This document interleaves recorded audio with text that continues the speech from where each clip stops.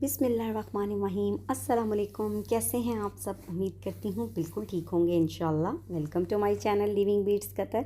आज जो रेसिपी मैं आपके साथ शेयर कर रही हूँ बहुत ही मज़े की है।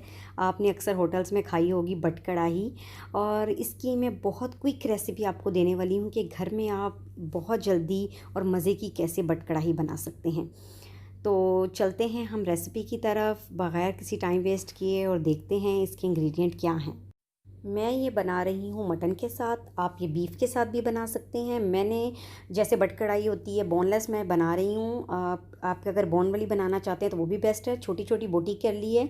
इसके अंदर मैंने 2-3 बोन ज़रूर ऐड किए हैं क्योंकि उनका स्टॉक निकलता है तो बहुत अच्छा सा टेस्ट आता है। उसके बाद मैं 1 केजी ले रही हूँ, लेकिन एटलीस्ट आप इसे 1.5 से 2 केजी में बनाएंगे तो ही ये बेस्ट बनती है। और मैंने इसके साथ ही 1 टीस्पून भर के मैंने लिया है नमक, 2 टेबल स्पून भर के अदरक लहसुन का पेस्ट लिया जिसके अंदर 2 हरी मिर्चें मैंने डाली हैं जो कि कम स्पाइसी हैं, वो डाल के इनको कूट लिया है।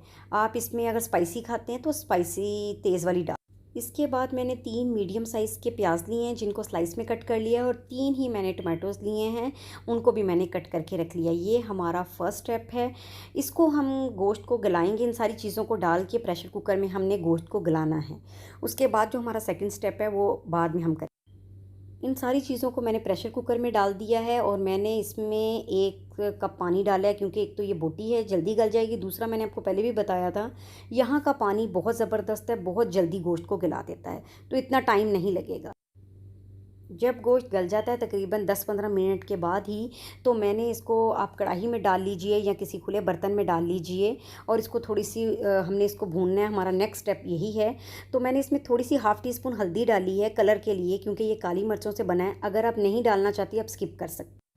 और साथ ही मैंने 1 कप फिटा हुआ दही इसके अंदर डाल दिया है, और इसके बाद मैं इसके अंदर 100 ग्राम मैं यानी इसके अंदर डाल दूँगी, यानी कि हाफ़ कप मैं इसमें डाल दूँगी मक्खन। ये कढ़ाई बेसिकली मक्खन में बनती है या घी में बनती है। 1 किलो में 300 ग्राम एटलीस्ट मक्खन जाता है तो ही इसका बड़ा ज़बरदस्त टेस्ट आता है, लेकिन डाइट कॉन्शियस की वजह से मैं सिर्फ 100 ग्राम ही बटर इसमें ऐड कर रही हूँ। इसको अच्छे से हम भूनेंगे, और अब इसके अंदर हम जब ये अच्छे से भुन जाएगा तो फिर इसमें स्पाइस की बारी आ गई है। इसमें 1 टीस्पून मैंने डाला है कुटी हुई काली मिर्च, उनका टेस्ट बहुत ज़बरदस्त आता है। और साथ ही मैंने इसमें डाल दिया है हाफ़ टी स्पून गरम मसाला। सारी चीज़ों को मैं एटलीस्ट 1 से 2 मिनट के लिए पकाऊंगी ताकि बिल्कुल अच्छे से मिक्स हो जाए। आप ये स्पाइस में पहले भी ऐड कर सकते हैं बट मैं हमेशा इसमें लास्ट में ऐड करती हूँ। अब इसमें जाएगी क्रीम हाफ़ कप, जो कि बट कढ़ाई की ये ख़ास एक इंग्रेडिएंट है, इससे टेस्ट बहुत अच्छा आता है। आप इसकी जगह मलाई भी ऐड कर सकती हैं। इसके साथ मैंने तकरीबन हाफ़ कप इसमें पानी ऐड कर दिया है और 1 टीस्पून भर के मैंने ज़ीरा मोटा मोटा कुटा हुआ डाल दिया है।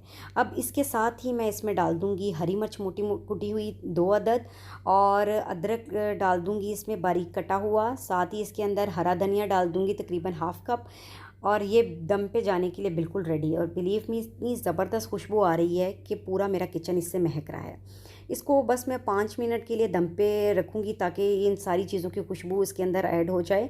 अब हमारी कढ़ाई बिल्कुल तैयार है, और इसको आप नान के साथ सर्व कीजिए या रोगनी नान के साथ सर्व कीजिए। आपको मैंने बताए हैं घर पे देचके में कैसे बना सकते हैं।